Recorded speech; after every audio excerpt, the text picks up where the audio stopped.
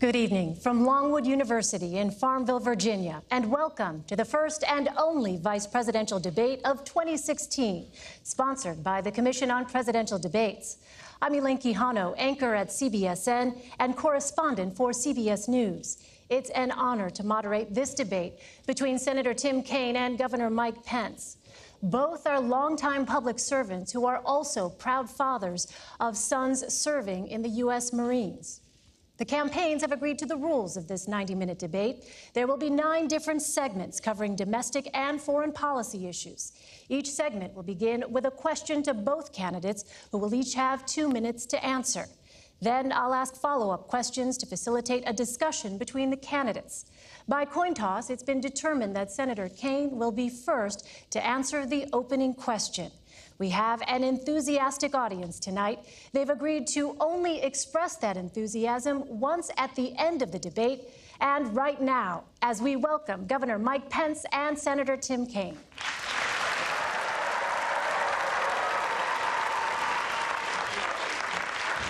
Yes, nice to meet you, Senator. Thank you. It's an honor. Thank you. Nice to meet you. Great to meet you. Thank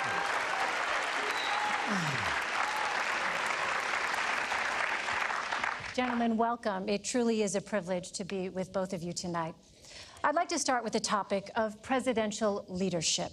28 years ago, tomorrow night, Lloyd Bentsen said the vice presidential debate was not about the qualifications for the vice presidency, but about how, if tragedy should occur, the vice president has to step in without any margin for error, without time for preparation, to take over the responsibility for the biggest job in the world. What about your qualities, your skills, and your temperament equip you to step into that role at a moment's notice? Senator Kaine. Elaine, thank you for being here tonight. And Governor Pence, welcome. It is so great to be back at Longwood University in Farmville, Virginia. This is a very special place. 65 years ago, a young, courageous woman, Barbara Johns, led a walkout of her high school, Moton High School. She made history by protesting school segregation. She believed our nation was stronger together, and that walkout led to the Brown versus Board of Education decision that moved us down the path toward equality. I am so proud to be running with another strong, history-making woman, Hillary Clinton, to be President of the United States.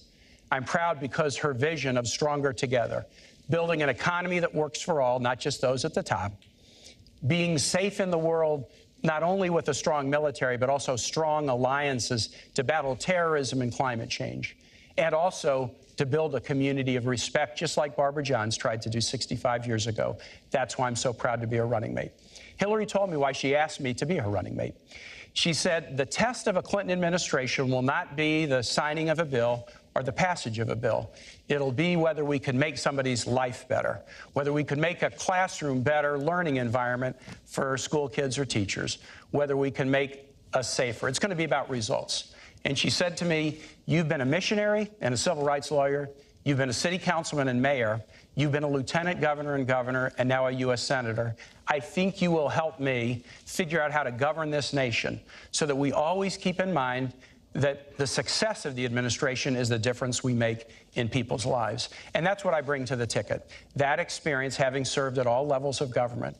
But my primary role is to be Hillary Clinton's right-hand person and strong supporter as she puts together the most historic administration possible. And I relish that role. I'm so proud of her. I'll just say this. We trust Hillary Clinton, my wife and I, and we trust her with the most important thing in our life. We have a son deployed overseas in the Marine Corps right now.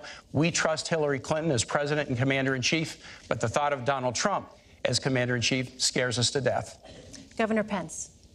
Well, first off, thank you, Elaine, and thank you to Norwood University for their wonderful hospitality. The Commission on Presidential Debates. It's deeply humbling for me to be here, to be surrounded by my wonderful family. And Senator Kaine, it's an honor to be here with you as well.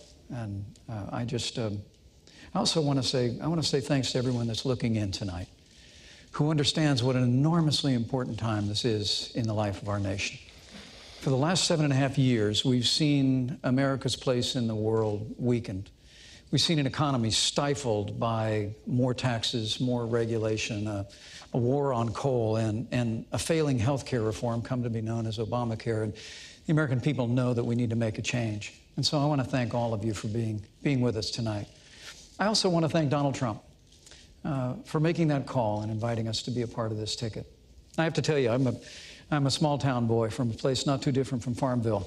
I grew up with a cornfield in my backyard. My grandfather had immigrated to this country when he was about my son's age. My mom and dad built everything that matters in a small town in southern Indiana. They built a family and a good name and a business, and they raised a family. And I dreamed someday of representing my hometown in Washington, D.C., but honestly, Elaine, I never imagined I'd have the opportunity to be governor of the state that I love, let alone be sitting at a table like this in this kind of a position. So to answer your question, I would say I would hope that if the responsibility ever fell to me in this role, that I would meet it with the way that I'm going to meet the responsibility should I be elected Vice President of the United States.